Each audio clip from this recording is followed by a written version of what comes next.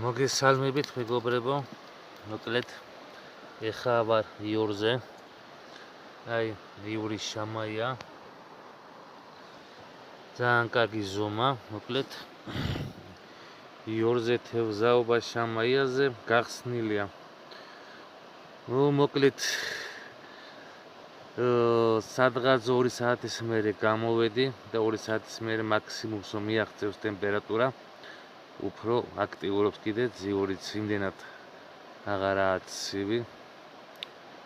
ვიცი, შეუძლია ნებისმიერს გამოვიდეს გაერთოს, ასე რომ სიონის შესართავი და ასე შემდეგ წახვიდეთ კილომეტრობით და ფეხები და მანქანი და ხარჯები გქონეთ, აზრი არ აქვს, იმიტომ რომ იორშიდაც შემოვიდა.